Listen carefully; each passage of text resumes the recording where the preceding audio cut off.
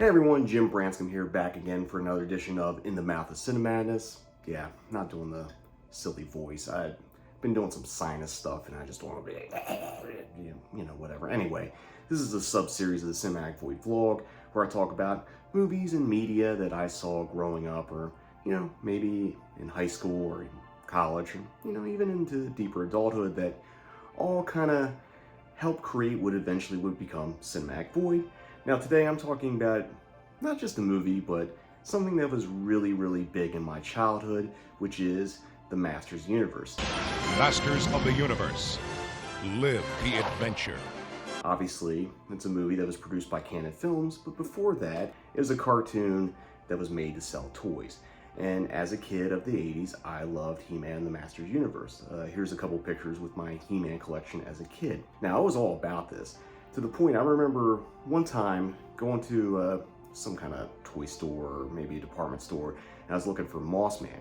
Now, Moss Man was this limited edition character at the time, and I needed to find it. Moss Man! Moss Man is green, so I can't be seen! Ha ha ha! I asked someone that was working at the store if they had a Moss Man in the back. My parents were like, no, don't do that, don't do that. And the guy's like, you know what, I'm gonna go check. And sure enough, the guy came back and I got Moss Man. And I was so excited, even though technically Moss Man is just Beast Man painted green with some felt put on there. Moss Man fooled you! Yarg! I was all about the cartoon, I was all about the toys. I loved having a Castle Grayskull, and I loved having Snake Mountain with that little microphone that you can talk into and do evil voices. Come, He-Man, come to Snake Mountain if you dare!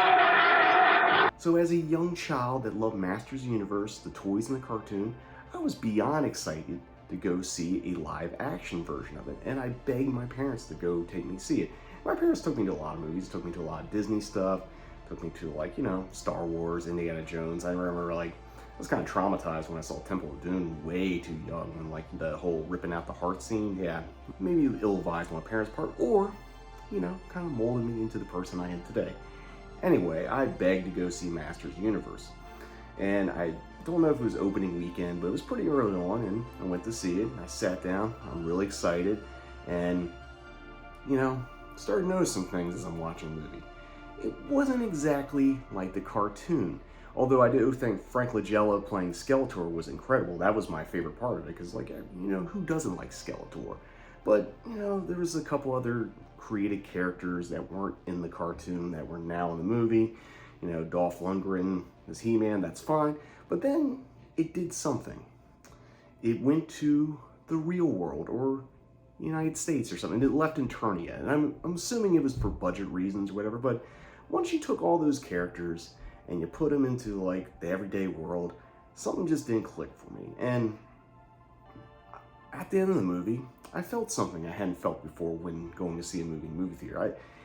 I've seen a lot of mainstream stuff, and say what you will about that kind of stuff, there is a little satisfaction when you sit through, but this I couldn't shake. And what I finally realized was, this is the first time I went and saw a movie as a kid and I left disappointed because it wasn't the movie I wanted.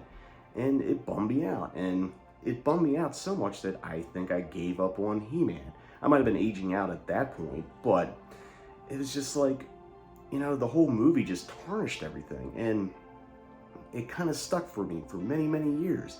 And, obviously I've revisited the movie since, and, being a Canon Films fan and that kind of stuff, I kind of appreciate what it is, but the 7-year-old me is just never going to get that back. That innocence was lost.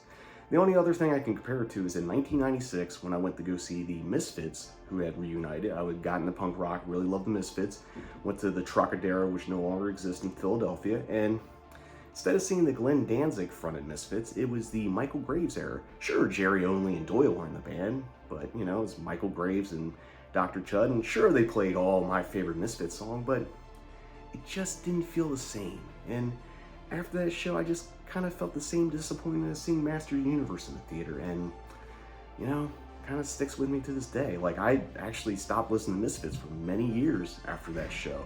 It took me a while to kind of get back and enjoy it. But another thing to going to see Masters Universe in the theater is it had ramifications on another kind of cultural phenomenon from the 80s that I was big into, which was Garbage Pail Kids cards. And if you don't know what Garbage Pail Kids are, basically they were a gross kind of disgusting knockoff of the Cabbage Patch Kid toys or dolls or whatever you want to call it. And, you know, they're very controversial. Parents groups were up in arms about it, but like, hey, I'm a 6, 7-year-old, 8-year-old kid, and like, anytime I saw a pack, I was, please, Mom and Dad, can I get it? So I had a stack of these cards, and actually my stack of cards is still at my parents' house. Every time I go back to Maryland, I keep meaning to pack and bring it back, but I keep forgetting.